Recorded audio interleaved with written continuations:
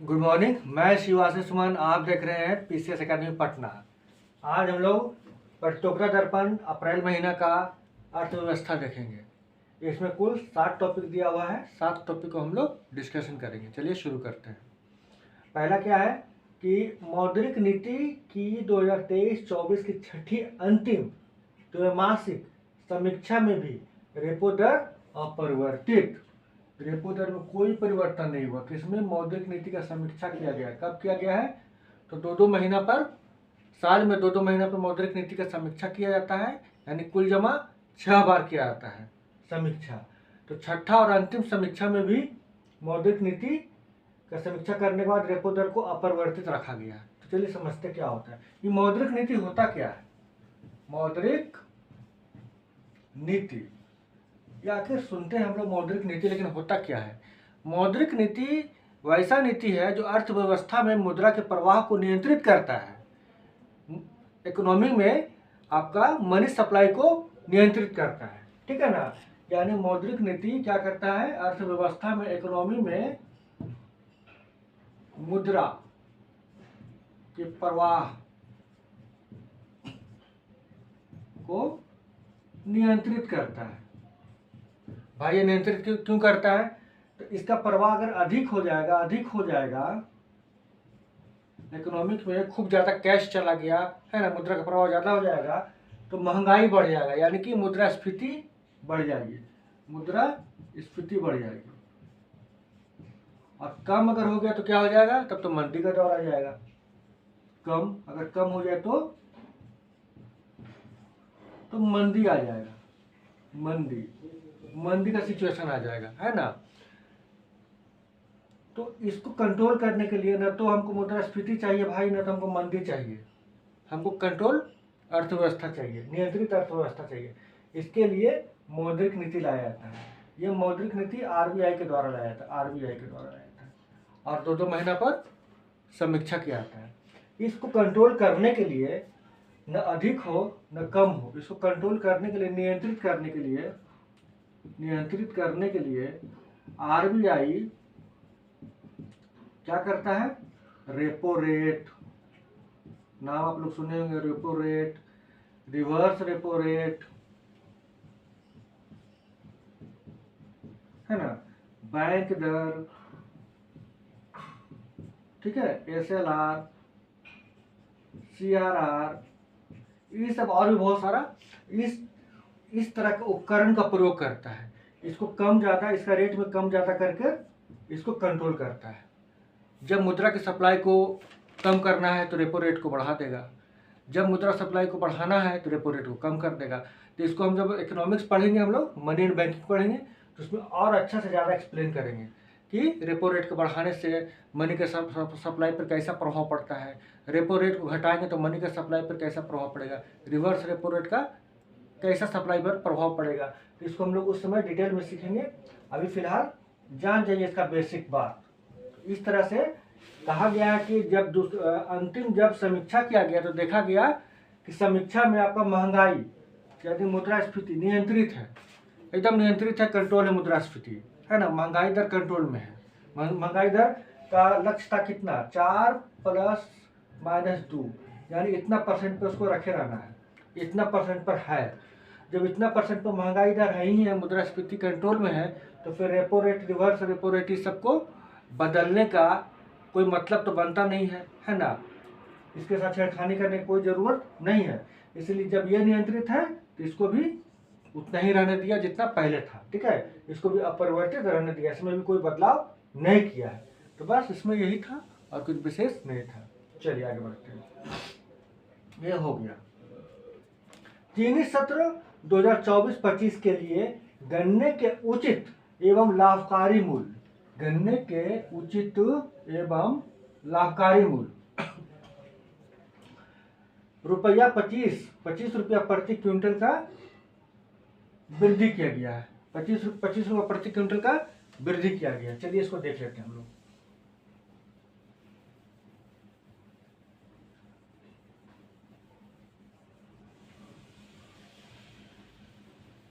ठीक है, देखिए चीनी सत्र 2024-25 है।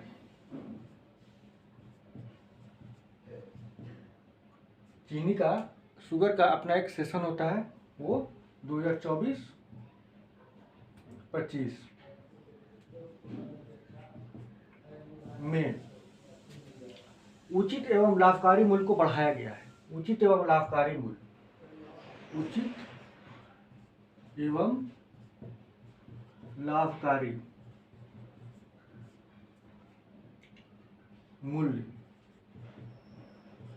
इसको अंग्रेजी में कहते हैं फेयर एंड रेम्युनरेटिव प्राइस, ठीक है ना। इसको बढ़ाया गया है, तो शॉर्ट फॉर्म में FRP भी कहते हैं, अंग्रेजी में भी लिख देते हैं फेयर एंड रेम्युनरेटिव प्राइस,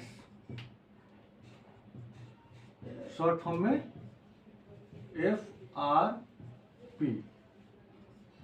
इसको कितना कर दिया गया है, 25 रुपया बढ़ा दिया गया है ना, 25 रुपया बढ़ा दिया गया।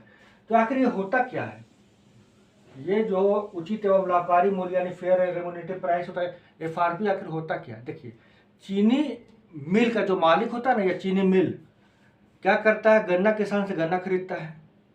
तो FRP एक ऐसा मूल्य होता है जिस मूल्य के नीचे कोई भी चीनी मिल गन्ना किसान से गन्ना नहीं खरीद सकता। यानी एक फिक्स मूल्य दे दिया गया है FRP मान लो कुछ भी है, मान लो कि 300 रुपया है ना, 300 रुपये प्रति क्विंटल मान लेते हैं। तो 300 रुपये प्रति क्विंटल से ज़्यादा ही खरीद सकता है चीनी मिल वाला, गन्ना किसान से 300 से ज़्यादा खरीद सकता है, लेकिन 300 से नीचे नहीं खरीद सकता है, नहीं तो गन्ना किसान का शोषण होने लग गया। तो फिक्स कर दिया था, कोई भी किसान, कोई भी चीनी मिल इतना रुपया से FRP से नीचे आप खरीद नहीं सकते, वो गैर कानूनी हो जाता है, ठीक है। तो अभी FRP तय किया गया था कितना, बता देते। FRP अभी तय किया गया था 340 रुपया, सरकार के द्वारा 340 रुपया तय किया गया था FRP, लेकिन इसमें 25 रुपया का और वृद्धि कर दिया गया प्रति क्विंटल, है ना। यानी पहले 340 रुपया से नीचे तो खरीद ही नहीं सकता था चीनी मिल के मालिक गन्ना किसान से, लेकिन अब 25 रुपया और बढ़ा दिया तो कितना हो गया, 365 रुपया।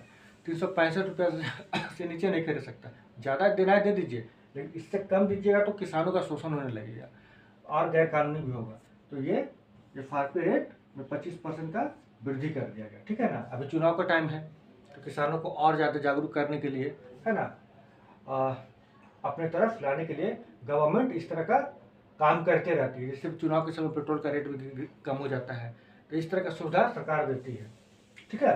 तो 25 रुपये और बढ़ा दिया गया। चलिए, यही था। और उचित एवं लाभकारी मूल्य, ये भी समझ गए क्या होता है। चलिए, ठीक है। अंतरिक्ष क्षेत्र में विदेशी प्रत्यक्ष निवेश नियमों में ढील, है ना। देखिए, 2021 में भारत सरकार एक नई अंतरिक्ष नीति लाई थी, है ना, अंतरिक्ष नीति लाई थी, जिसके तहत क्या था, जिसके तहत अंतरिक्ष क्षेत्र में प्राइवेट इन्वेस्टमेंट को बढ़ावा देना, निजी इन्वेस्टमेंट को बढ़ावा देना है, ठीक है। अंतरिक्ष नीति के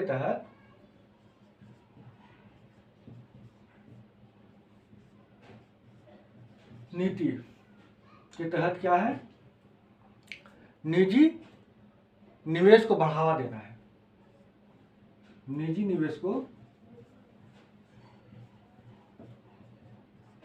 बढ़ावा देना है, निजी निवेश को क्या करना, बढ़ावा देना है। इसके लिए क्या करेगा गवर्नमेंट, अंतरिक्ष कार्यक्रम को 3 पार्ट में बांटा है, ठीक है ना। पहला क्या है कि उपग्रह का विनिर्माण और प्रचालन,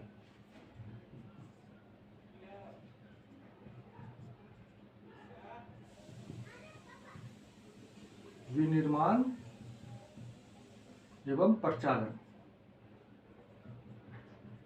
इसके लिए क्या किया, 74% FDI के थ्रू कोई भी निवेश कर सकता है, FDI ऑटोमेटिक रूट से कर सकता है। ऑटोमेटिक रूट का मतलब होता है कि जहाँ पर सरकारी मंजूरी लेने का जरूरत नहीं है, सीधे 74% तक है ना फॉरेन डायरेक्ट इन्वेस्टमेंट हो सकता है ऑटोमेटिक रूट से।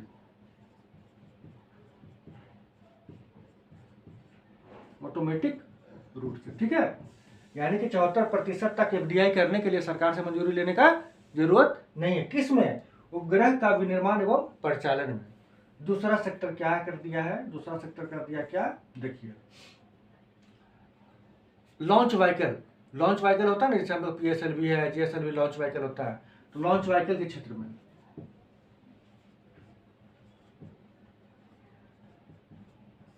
लॉन्च व्हीकल के क्षेत्र में किया क्या कि 49% तक, ठीक है, 49% तक ऑटोमेटिक रूट तक कर सकता है।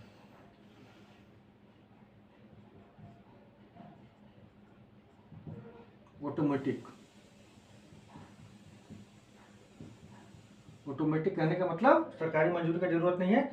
लॉन्च व्हीकल में अगर आप इन्वेस्टमेंट करना चाहते हैं तो 49% तक एफडीआई हो सकता है,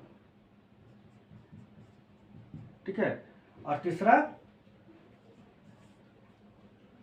कल्प ऊर्जा बनाना, मतलब उपग्रह से संबंधित कल्प ऊर्जा बनाना, है ना, उपग्रह का कल्प ऊर्जा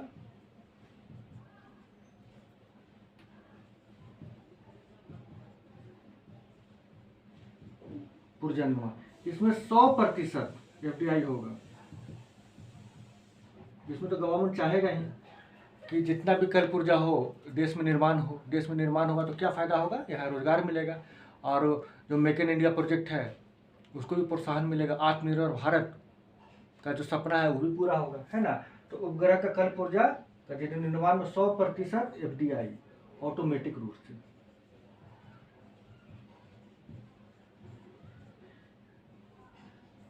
ठीक है। मेन कॉन्सेप्ट समझना था, समझ गए हम लोग। अंतरिक्ष नीति के तहत विदेशी निवेश को बढ़ावा देना था। विदेशी निवेश को बढ़ावा देने के लिए क्या अंतरिक्ष जो प्रोग्राम होगा, जो स्पेस प्रोग्राम होगा, उसको 3 भागों में बांट दिया। बोला कि अगर कोई उपग्रह का विनिर्माण परिचालन करना चाहता है तो इस क्षेत्र में 74% सीधे सीधे एफडीआई कर सकता है, कोई मंजूरी की आवश्यकता नहीं सरकार से, ऑटोमेटिक रूप से कर देगा।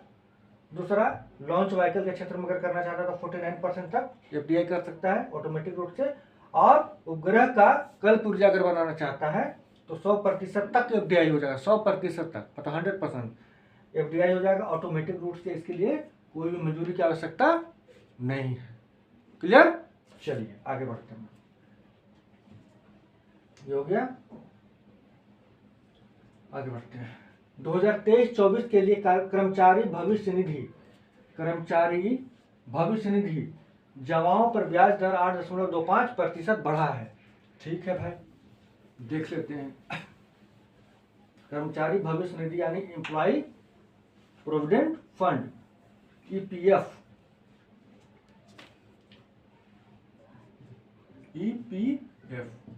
एम्प्लॉय प्रोविडेंट फंड यानी कर्मचारी भविष्य निधि, ठीक है। इसमें क्या हुआ है? इसमें क्या होता है कि कर्मचारियों का पैसा जमा होता है। जब पैसा जमा रहेगा तो उस पर कुछ ब्याज भी तो मिलेगा, ठीक है। तो जमा पर ब्याज दर में कितना % का वृद्धि कर दिया गया है? तो 0.10% का किया गया है। 0.10% का वृद्धि किया गया है, वृद्धि हुआ है ना। और इतना वृद्धि होने के बाद अभी कुल जमा पर कितना ब्याज मिलेगा? अब हमको 8.25% ब्याज मिलेगा, ठीक है। यानी पहले कितना था? पहले कितना? 8.15 होगा, है ना।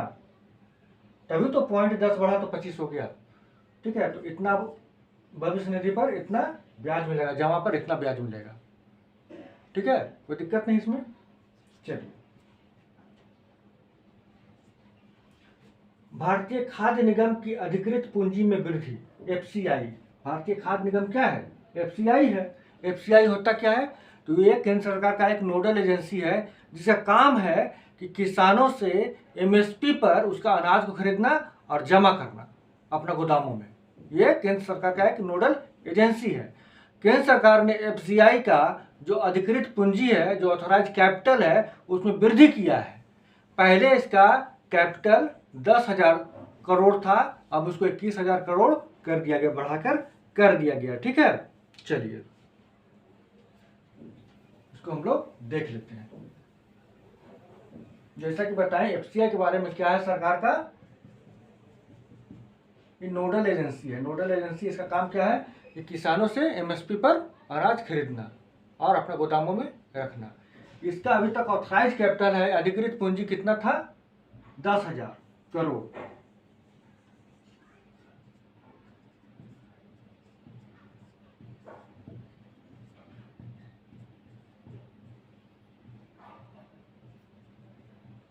ठीक है, इसको बढ़ाकर कितना कर दिया गया है, 21,000 करोड़। लेकिन हमको समझना है कि अधिकृत पूंजी आखिर क्या होता है, ये अधिकृत पूंजी क्या है ना। तो अधिकृत पूंजी को अधिकृत ऑथराइज कैपिटल को ऑथराइज शेयर कैपिटल भी कहते हैं। मतलब कोई भी कंपनी जितना उसका ऑथराइज कैपिटल है उतना ही तक वो अपना शेयर को इशू कर सकता है, उससे ज़्यादा को नहीं, क्योंकि उसके बाद ऑथोरिटी नहीं। ऑथराइज का मतलब है कि उतना ही के लिए आप शेयर इशू कर सकते हैं। यानी अब ये 21,000 तक का इसके पास कैपिटल हो गया, तो 21,000 तक का ये शेयर इशू कर सकता है। इसका ऑथराइज कैपिटल शेयर कितना हो गया, 21,000 करोड़ अब हो गया। ठीक है ना, तो यही होता है अधिकृत पूंजी, इससे ज़्यादा का वो नहीं कर सकता है। ठीक है, चलिए ये भी हो गया। दिसंबर 2023 के अंत में देश में टेलीफोन उपभोक्ता की संख्या व टेलीडेंसिटी आदि के संबंध में ट्राई का रिपोर्ट, ट्राई अपना रिपोर्ट दिया है, जो टेलीकॉम इंडस्ट्री को क्या करता है, रेगुलेट करता है। ट्राई अपना रिपोर्ट दिया है जिसके तहत शहरी क्षेत्रों में, ट्राई का रिपोर्ट है ये,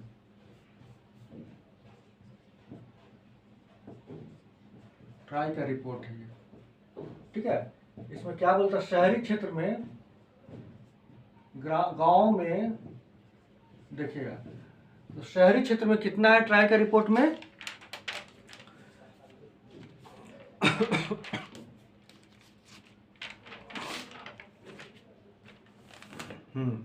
शहर में 662.56 मिलियन उपभोक्ता है। ठीक है ना, सेलुलर फोन का। गांव में कितना है, गांव में 527.77 मिलियन उपभोक्ता है। क्लियर। और अगर बिहार का बात करें तो बिहार का भी जान लीजिए, बिहार का टेली डेंसिटी हो सकता पूछ एग्जाम में कितना है, तो बिहार का है आपका 56.43। ठीक है, इतना, बस इतना। थोड़ा डेटा याद रखिए, इसमें डेटा का बात था, कुछ विशेष नहीं था। गांव में इतना लोग यूज कर रहे हैं, 662.56 मिलियन यूज कर रहे हैं गांव। शहरों में 527.77 मिलियन उपभोक्ता है। अब बिहार का टेली डेंसिटी कितना है, तो ये 56.43। इसको याद रखिएगा, हो सकता पीटी में ये पूछ दे। ठीक है, इसमें कुछ विशेष और नहीं था। ये दिखाता है कि भारत कैसे डिजिटलीकरण की ओर बढ़ रहा है। अब भारत की अर्थव्यवस्था में डिजिटलीकरण का क्या योगदान, क्या महत्व होगा, ये रिपोर्ट दिखाएगा। कितने लोगों के पास अगर वो डिजिटल सिस्टम से जुड़े हुए हैं तो आगे का अर्थव्यवस्था में डिजिटलीकरण का बहुत ज़्यादा स्कोप है। ठीक है, ये चीज़ को दिखाता है ये। इसको आप मेंस का पर्पज से भी यूज कर सकते हैं। ठीक है, कि भारत की अर्थव्यवस्था में डिजिटलीकरण का क्या योगदान होगा, तो ये डेटा बता सकते हैं कितना लोग डिजिटल से जुड़े हुए हैं। ठीक है, आगे बढ़ते हैं हम लोग। पीएम किसान सम्मान निधि की 16वीं किस्त जारी, 16वीं किस्त जारी हो गया।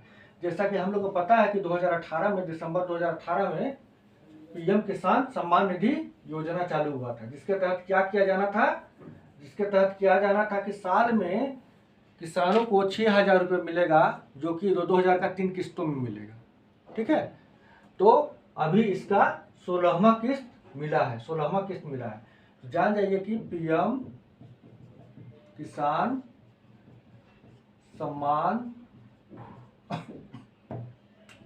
निधि कब शुरू हुआ था?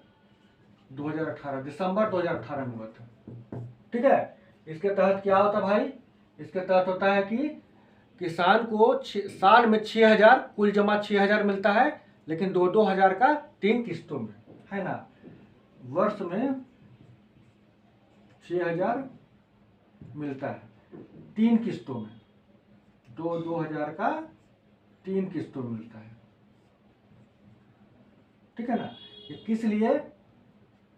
किसानों को आर्थिक सहायता देने के लिए, ताकि वो जो किसानी के कार्य करते हैं उनमें सरकार की तरफ से सहयोग मिल सके, है ना, उनका उत्थान हो सके, किसानों का उत्थान हो सके। इसलिए पीएम किसान सम्मान निधि योजना इस उद्देश्य से लाया गया था। ठीक है, तो 16वीं किस्त अपना दे दिया गया है।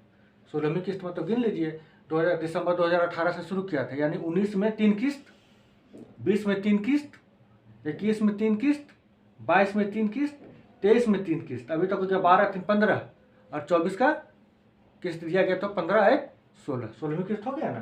समझ के भी कर सकते हैं 16वीं किस्त। ठीक है, तो ये दे दिया गया। तो इस तरह से हम लोग अर्थव्यवस्था कंप्लीट कर लेते हैं। प्रत्युत्तर दर्पण का पूरा कंप्लीट कर लिए हैं। तो आज के लिए बस इतना ही, हम लोग फिर मिलेंगे एक नए वीडियो के साथ। तब तक के लिए नमस्कार।